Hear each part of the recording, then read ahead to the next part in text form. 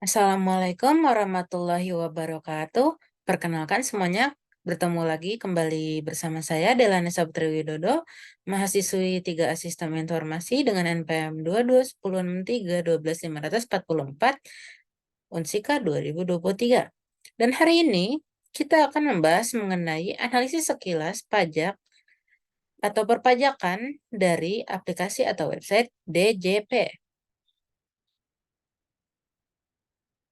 Nah, pertama, peran DJP dalam perpajakan sebagai salah satu layanan pajak paling berpengaruh di Indonesia.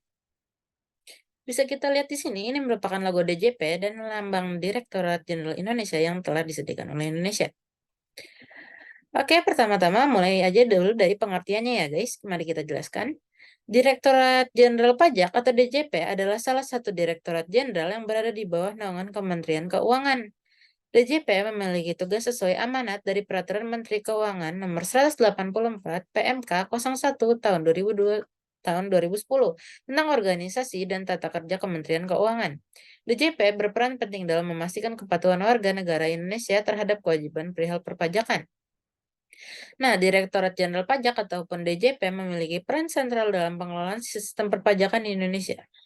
Berikut adalah beberapa peran DJP dalam perpajakan di Indonesia.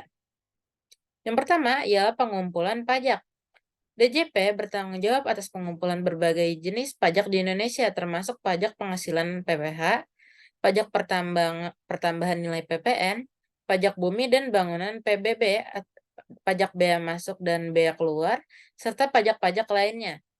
Mereka mengelola proses pemungutan pajak dari wajib pajak.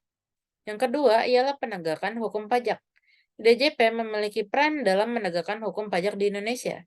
Mereka dapat melakukan audit, pemeriksaan, dan penegakan hukum terhadap wajib pajak yang melanggar peraturan perpajakan yang telah dibuat di Indonesia. Kemudian yang ketiga ialah peraturan pajak.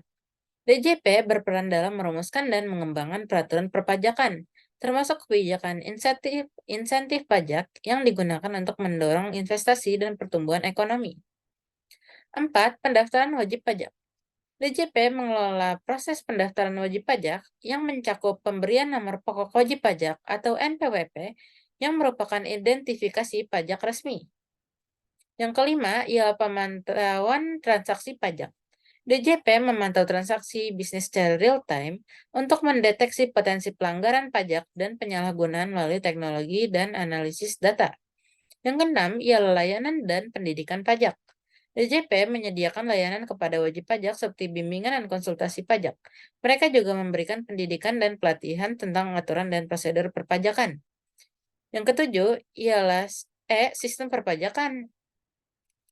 DJP telah mengadopsi teknologi informasi untuk mendukung layanan pajak, seperti e-filing atau pengisian dan pengiriman laporan pajak secara elektronik, dan e-payment atau pembayaran pajak secara elektronik.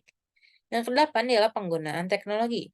DJP menggunakan teknologi informasi untuk memantau transaksi bisnis dan mendeteksi pelanggaran pajak. Mereka juga mengembangkan aplikasi mobile dan portal online untuk memudahkan wajib pajak dalam pelaporan dan pembayaran pajak. Oke, selanjutnya mari kita bahas layanan apa saja yang digunakan untuk perpajakan pada fitur DJP online. Terdapat beberapa layanan perpajakan pada fitur DJP online, diantaranya yaitu satu, fitur portal pelayanan perpajakan. Portal layanan pada aplikasi pajak di DJP online terdiri dari e-filing, e-billing, e-form, e-billing, e-faktur, e-registration, dan e-tracking. Dengan meluncurkannya fitur portal layanan perpajakan DJP online ini, wajib pajak dapat melakukan berbagai aktivitas perpajakan. Seperti yang pertama ialah mengaktifasi EFIN atau Electronic Filing Identification Number. Kedua, lapor pajak online atau e-billing pajak. Tiga, mendapatkan ID billing untuk bayar pajak online. Empat, membuat e-bukti potong atau e-bupot untuk perusahaan-perusahaan tertentu yang ditunjuk oleh DJP. Dan yang terakhir ialah mengakses e-form atau formulir elektronik untuk melakukan pelaporan SPT tahunan 1771 dan SPT tahunan 1770. Kemudian bisa kita lihat selanjutnya ada juga fitur layanan lainnya. Berikut ialah fitur layanan DJP online lainnya ini seperti A. E-objection, yaitu untuk menyampaikan surat keberatan. 2. EPHT, IPHTB, yaitu untuk validasi surat setoran pajak atau SPP, PPH, PHTB. Yang berikutnya ialah ESKD, untuk membuat suatu dokumen bagi wajib pajak luar negeri atau WPLN. Kemudian ada juga yang namanya ESKTD, untuk permohonan surat keterangan tidak dipungut bagi importir tertentu. Dan yang berikutnya bisa kita lihat di sini ada juga yang namanya info KSWP. Untuk mengetahui status wajib pajak, selain untuk memperoleh surat keterangan fiskal atau SKF, surat keterangan domisili, dan surat keterangan jasa luar negeri atau bernama SKJLN. Kemudian ada juga yang namanya fitur rumah konfirmasi, yaitu untuk melakukan konfirmasi validasi dokumen perpajakan. Kemudian ada juga yang namanya e-reporting, yaitu untuk menunjang penyampaian serta laporan realisasi investasi sebagai syarat mendapat pengecualian PPh atas dividen atau penghasilan lain. Kemudian yang terakhir ada juga yang namanya program pengungkapan sukarela, yaitu untuk laporan realisasi pemanfaatan dari insentif pajak. Kemudian ada juga untuk menggunakan layanan DJP online lainnya, wajib pajak dapat mengaktifkan secara mandiri dengan cara yang pertama, satu, buka menu, profil, pilih aktivasi fitur. Dua, klik kolom centang pada setiap fitur yang ingin digunakan. Dan tiga, klik ubah fitur dari layanan tersebut. Nah, kemudian kita ada juga manfaat dari e-filing untuk lapor pajak. E-filing adalah aplikasi pajak online yang digunakan untuk melaporkan SPT tahunan orang pribadi maupun badan yang disediakan Ditjen Pajak. Melalui e-filing DJP online, wajib pajak dapat melaporkan pajak dengan kemudahan seperti berikut, yaitu satu, kualitas pelayanan pajak meningkat. Ditjen Pajak mengungkapkan adanya fitur e-filing diharapkan dapat meningkatkan pelayanan terhadap wajib pajak agar lebih mudah melakukan pelaporan pajak. Sebab melalui e-filing, pelaporan pajak dapat dilakukan secara daring. Selain itu, proses pengawasan terhadap kepatuhan wajib pajak juga lebih mudah dilakukan. Kedua, pelaporan pajak lebih praktis. Pelaporan pajak melalui e-filing juga lebih praktis karena tidak perlu mendatangi langsung kantor pelayanan pajak atau KPP, sehingga wajib pajak dapat menghemat waktu dan tenaga untuk melaporkan kewajiban pajaknya. Dan yang ketiga ialah waktu pelaporan fleksibel. Selain praktis, pelaporan pajak melalui e-filing juga lebih fleksibel karena hanya bermodalkan jaringan internet. Wajib pajak dapat melaporkan pajak di mana saja dan kapan saja selama sesuai dengan batas waktu yang ditentukan oleh DJP. Sebelum dapat menggunakan e-filing, wajib pajak juga harus melakukan pendaftaran akun DJP terlebih dahulu dan melaksanakan login. Kemudian berikutnya kita pun ada juga jenis layanan e-filing DJP online. Ada 2 kali ini ya, bisa kita lihat dari fitur e-filing, yaitu yang pertama, satu, pengisian SPT secara online untuk WP pribadi formulir 1770 SS dan 1770S. Yang kedua ialah upload e-SPT online untuk WP pribadi pengusaha formulir 1770. Dan berikutnya, mari kita bahas tentang cara registrasi akun DJP. Berikut ya langkah-langkah pendaftaran untuk pendaftaran akun DJP online. Satu, mengajukan permohonan e-fin. Seperti yang sudah kita jelaskan tadi, apakah e-fin itu. Yang kedua, buka situs resmi DJP pada e-filingpajak.go.id, lalu klik tombol daftar untuk mulai membuat akun pada laman ini. Ketiga, isi e-form dengan identitas pribadi Anda. Kemudian masukkan data yang dibutuhkan. 4. Masukkan pula NPWP dan nomor e-fin yang Anda miliki, lalu klik tombol verifikasi. 5. Jika berhasil, Anda akan melihat identitas wajib pajak. Pastikan NPWP dan e-fin yang tertera pada identitas tersebut sesuai dengan milik Anda. 6. Aktifkan akun yang Anda daftarkan. Setelah muncul identitas tersebut, langkah selanjutnya ialah memasukkan alamat email dan nomor telepon Anda. Kemudian masukkan password yang akan dikehendaki dan klik tombol simpan. 7.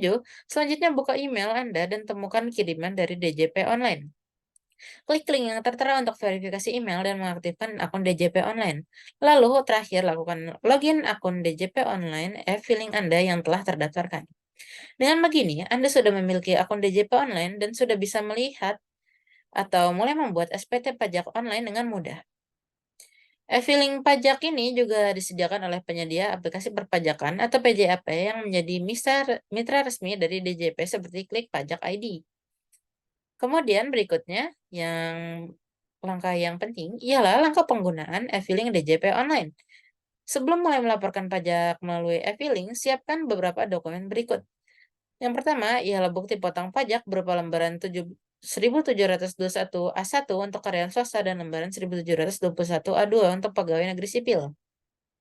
Kemudian detail penghasilan lain terlepas dari penghasilan tetap, termasuk yang bukan objek pajak seperti warisan atau hibah. Kemudian daftar harta dan utang atau kewajiban akhir tahun, pembayaran zakat atau sumbangan lainnya, dan dokumen terkait lainnya diperlukan. Nah, di sini bisa kita lihat berikut ialah langkah-langkah penggunaan dari e-filing DJP online. Yang pertama yaitu satu, buka situs web DJP online di http://dipo.online.pajak.go.id. Masukkan NPWP beserta kata sandi, kemudian isi kode keamanan dan klik login. Klik lapor dan pilih layanan e-filing, lalu klik buat SPT. 4. Akan muncul beberapa pertanyaan. Jawab dengan tepat untuk mendapatkan formulir SPT tahunan 1770 SS. Jika benar, Anda akan muncul kolom SPT 1770 SS. 5. Bagi wajib pajak pribadi, pengusaha atau menjalankan pekerjaan bebas dapat menggunakan fasilitas Upload CSF atau tetap mengisi SPT satu persatu. Kemudian langkah berikutnya ialah formulir akan muncul di layar, isi kolom yang ada sesuai dengan bukti potong pajak. Lalu isi juga formulir yang berisi tahun pajak dan status SPT. Kemudian dari data SPT itu isilah data SPT yang kalian miliki, lalu klik tombol berikutnya. Dan 9 akan muncul ringkasan SPT dan pengambilan kode verifikasi. Klik di sini untuk pengambilan kode verifikasi. Setelah itu, akan dikirim pemberitahuan kode verifikasi ke surel atau nomor ponsel. Kemudian salin kode verifikasi pada kolom yang sudah disediakan dan klik kirim SPT. Selain itu, secara otomatis akan terekam dalam sistem DJP. Ditjen Pajak akan mendapat laporan SPT tahunan pribadi terbaru secara real time. Dan yang terakhir, bukalah email dan akan ada bukti penerimaan elektronik atau BPE SPT tahunan PPH dari DJP online. Nah, apabila ada kendala pada e-filing, Anda juga bisa menggunakan aplikasi pajak online atau klik pajak jika e-filing pada websitenya agak terganggu atau bermasalah. Nah, seperti yang dijelaskan tadi, ini ada contoh layanan pajak singkat yang ada di Indonesia yang tersedia melalui DJP. Yang pertama, seperti yang kita jelaskan tadi, yaitu satu e-filing, yaitu wajib pajak dapat mengisi dan mengirimkan laporan pajak secara elektronik melalui portal resmi DJP. Kemudian ada juga yang namanya e-payment. E-payment merupakan wajib pajak dapat membayar pajak mereka secara online melalui berbagai metode, termasuk transfer bank online, kartu kredit, dan sistem pembayaran elektronik. Kemudian ada juga aplikasi mobilnya DJP yang memungkinkan wajib pajak untuk mengakses informasi pajak, mengisi laporan pajak, dan membayar pajak dari perangkat seluler atau HP. Kemudian ada juga pelayanan kantor pajak. DJP juga menyediakan layanan langsung di kantor pajaknya sendiri dengan menyediakan bimbingan dan konsultasi pajak kepada wajib pajak. Kemudian ada juga yang namanya Pusat Layanan Informasi dan Konsultasi. DJP melayani layanan hotline dan pusat layanan informasi untuk membantu wajib pajak dengan pertanyaan mereka. Kemudian ada juga yang terakhir yaitu pendidikan dan pelatihan. DJP menyelenggarakan berbagai program pendidikan dan pelatihan tentang peraturan perpajakan yang ditujukan kepada wajib pajak dan tenaga perpajakan. Peran DJP dan layanan pajak yang disediakan oleh mereka adalah bagian integral dari sistem perpajakan Indonesia yang membantu mengumpulkan pendapatan pemerintah, memastikan kepatuhan pajak, dan menyediakan bimbingan kepada wajib pajak. Nah, bisa kita lihat di sini ada juga kelebihan dari Direktorat Jenderal Pajak atau DJP Indonesia. Yang pertama ialah pendapatan pemerintah. DJP adalah salah satu penyumbang pendapatan terbesar bagi pemerintah Indonesia. Pendapatan pajak yang dikumpulkan oleh DJP mendukung berbagai program dan proyek pemerintah, termasuk pembangunan infrastruktur dan penyediaan layanan publik. Kemudian yang B, penggunaan teknologi. DJP telah mengadopsi teknologi informasi dan sistem e-pajak untuk memudahkan wajib pajak dalam pengisian laporan dan pembayaran pajak. Hal ini meningkatkan efisiensi dan meminimalkan kesalahan manusia dalam proses perpajakan. Kemudian C, pengawasan dan penegakan hukum. DJP memiliki kekuatan untuk melakukan audit dan pemeriksaan pajak terhadap wajib pajak yang melanggar peraturan perpajakan. Ini dapat mendorong kepatuhan pajak yang lebih baik. Kemudian D, bimbingan pajak. DJP menyediakan layanan bimbingan pajak kepada wajib pajak untuk membantu mereka memahami dan mematuhi peraturan perpajakan. Hal ini dapat mengurangi ketidakpastian dan kesalahan dalam pelaporan pajak. Kemudian yang terakhir ialah pengembangan kebijakan pajak. DJP terlibat dalam merumuskan kebijakan perpajakan yang dapat mendorong investasi dan pertumbuhan ekonomi di Indonesia. Kemudian berikutnya ada juga yang namanya kekurangan dari Direktorat Jenderal Pajak DJP Indonesia. Yang pertama, seperti yang banyak orang Indonesia tahu, A, yaitu kasus korupsi. Seperti banyak lembaga pemerintah di seluruh dunia, DJP juga telah menghadapi banyak kasus korupsi di masa lalunya. Hal ini dapat tentu saja merusak citra dan integrasi lembaga. Kemudian, kompleksitas peraturan pajak. Peraturan perpajakan yang di Indonesia seringkali dianggap kompleks dan sulit dipahami oleh wajib pajak. Hal ini dapat menyulitkan pelaporan dan pembayaran pajak yang benar. Kemudian C, ketidaksetaraan pajak. Beberapa kritikus berpendapat bahwa sistem perpajakan Indonesia belum cukup adil dan menguntungkan golongan yang lebih kaya. Pajak terkadang terlihat sebagai beban yang lebih besar bagi wajib pajak yang kurang mampu. D, keterbatasan akses teknologi. Meskipun DJP telah mengadopsi teknologi e-pajak, masih ada juga daerah-daerah di Indonesia yang memiliki akses internet yang terbatas. Hal ini dapat membuat sebagian wajib pajak kesulitan dalam menggunakan layanan e-pajak.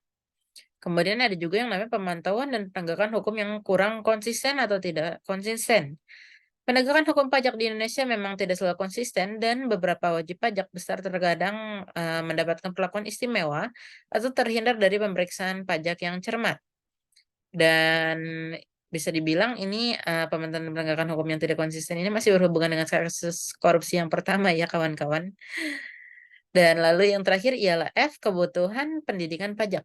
Masih banyak wajib pajak yang kurang memahami peraturan perpajakan dan memiliki tingkat literasi pajak yang rendah. Hal ini memerlukan upaya lebih lanjut dalam pendidikan pajak. Hmm. Dan yang terakhir dari materi ini bisa kita lihat kesimpulan dari sistem perpajakan Indonesia. Kesimpulan singkat mengenai sistem perpajakan Indonesia adalah bahwa sistem ini merupakan sumber pendapatan utama pemerintah, namun menghadapi tantangan kompleksitas perlindungan data dan keadilan pajak. Upaya terus-menerus dilakukan untuk meningkatkan efisiensi, kepatuhan pajak, dan penggunaan teknologi dalam sistem perpajakan. Oke, bisa kita simpulkan bahwa materi perpajakan dari DJP kali ini telah selesai ya kawan-kawan. Mari selanjutnya kita lihat saja website dari DJP-nya langsung.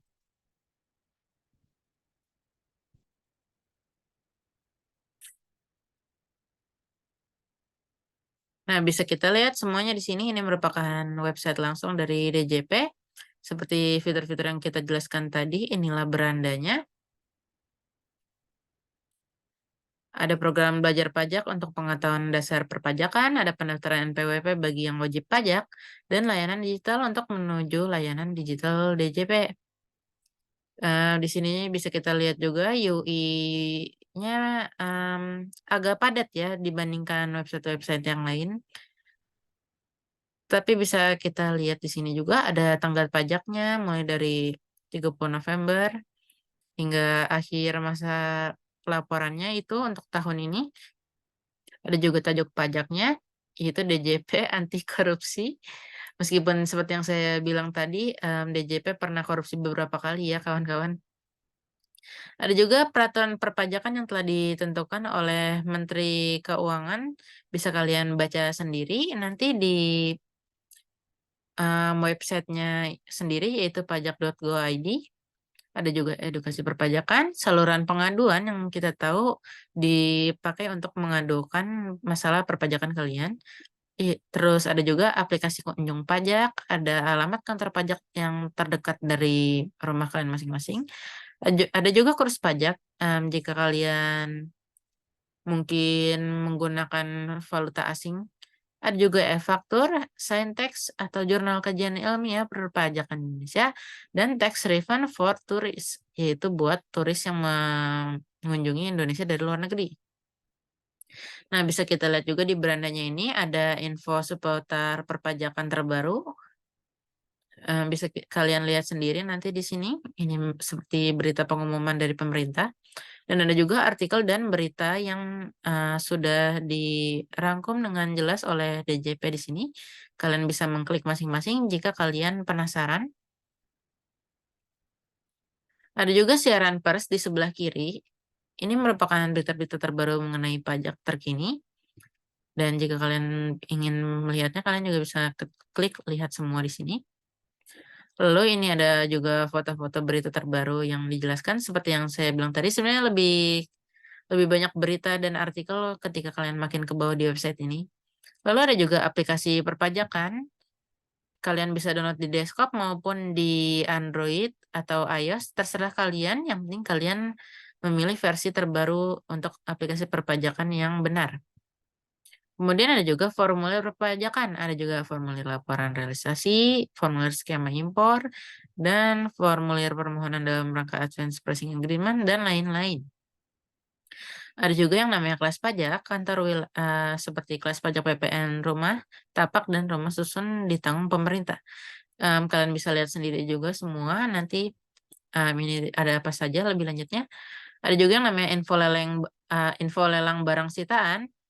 Bisa kita lihat di sebelah kiri ini semua barang yang telah disita oleh pemerintah melalui DJP dikarenakan, wajib pajak yang memilikinya tidak dapat membayar pajak mereka sendiri. Bisa kita lihat juga di sebelah kanan, ini profil dari Instagram DJP. Ada juga podcast dari DJP yang namanya Pamorku, Podcast Cermati, dan ini logonya. Ada juga FAQ.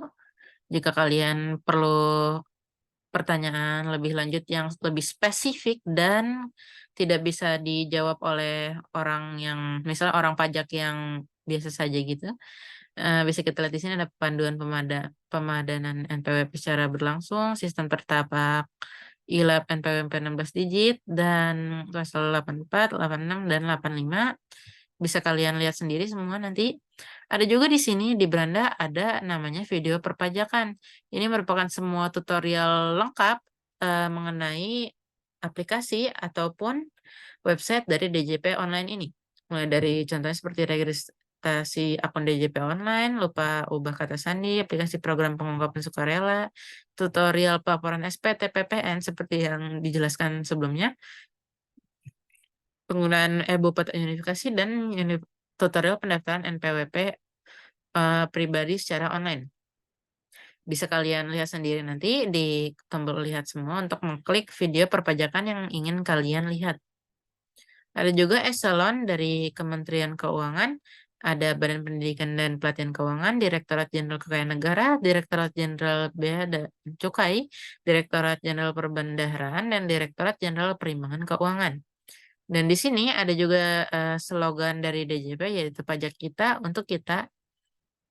Di bawah website ini bisa kita lihat pranala ataupun info about jika di bahasa Inggris kan mengenai Kementerian Keuangan Direktorat Jenderal Pajak yang terletak pusatnya yaitu di Jalan Gatot Subroto, Kavling 4042, Jakarta 12190, dengan nomor teleponnya yang tertera di sini, akun sosial medianya di sini, dan ada juga nomor rekening pajak dan situs pajak yang bekerja sama yaitu pajak.go.id.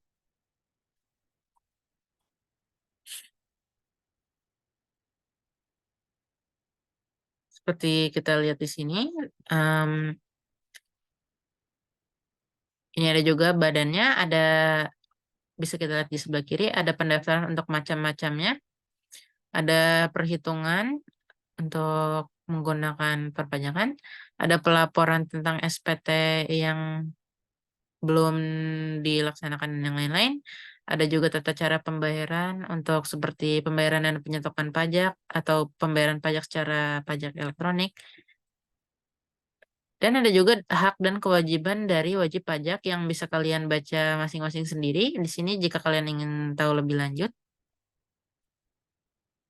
Ada juga untuk menentukan di sini ada pilihan orang pribadi seperti karyawan atau melakukan kegiatan bebas. Ini khusus untuk orang yang telah bekerja ya. Jadi tapi dikarenakan saya belum bekerja karena saya mahasiswa, saya tidak bisa melakukan pendaftaran NPWP untuk sementara waktu. Ini ada juga instansi pemerintah seperti yang sudah dilihat tadi. Ada juga pilihan konsultan pajak. Sebenarnya ini semua menu yang sama. Cuman hanya diganti-ganti saja, dengan simpel oleh UI UX-nya. Seperti di sini kita lihat ini PJAP-nya, ada juga daftar PJAP. Kita bisa lihat semua PT yang bekerja sama bersama pajak Indonesia di sini, yang telah terdaftar. Ada juga di sini profil untuk overview, visi misi tujuan dan maklumat pelayanan, tugas fungsi, logo DJP, kode etnik dan kode perilaku, daftar pejabat, unit kerja, dan hasil survei. Ini pokoknya semua identitas dari DJP seperti logonya bisa kita lihat di sini, dasar hukumnya, maknanya, bentuk, warna. Pokoknya bisa dibilang lengkap di sini ya. Segala identitas dari DJP di sini. Kedudukannya juga dia telah tertuliskan di sini flow map-nya. Rumusannya, nilai-nilainya, dan organisasi Kementerian Keuangannya dari tahun ke tahun. Ada juga peraturan dari DJP seperti yang telah dijelaskan tadi, ini merupakan peraturan websitenya. Ada juga kurs pajak yang seperti kita tahu, ini merupakan nilai harga pertukaran dengan mata uang negara lain. Pokoknya banyak banget ya. Bisa kita lihat di website ini, ada informasi publik juga, dan bisa kita lihat ini merupakan view simple dari UI-nya. Kalian bisa memilih sendiri nanti ingin UI yang lebih meriah seperti tadi atau UI yang lebih simpel seperti ini, tergantung dengan keinginan kalian sendiri. Ada juga publikasinya seperti siaran pers, pidato paparan, presiding, tujuan ekonomi, keuangan, dan laporan tahun lainnya. Dan ada juga layanan yang seperti telah dijelaskan tadi, ada standar layanan, maklumat pelayanan, layanan PPID, magang, riset, dan wawancara, layanan API, pengaduan, dan layanan lainnya. Ada juga lengkap di sini, PDF tentang wawancaranya dan yang lain-lain. Dan sepertinya bisa kita simpulkan kali ini bahwa materi perpajakan yang telah kita jelaskan di sini atau saya jelaskan di sini sepertinya sudah selesai untuk kali ini. Oleh karena itu, sepertinya saya akan menutup video ini. Sekali lagi, nama saya Della Anissa Putri Widodo, mahasiswi Sistem Informasi 3A dengan NPM 22106354. Saya ucapkan terima kasih telah menonton video saya dan sampai jumpa kembali. Wassalamualaikum warahmatullahi wabarakatuh.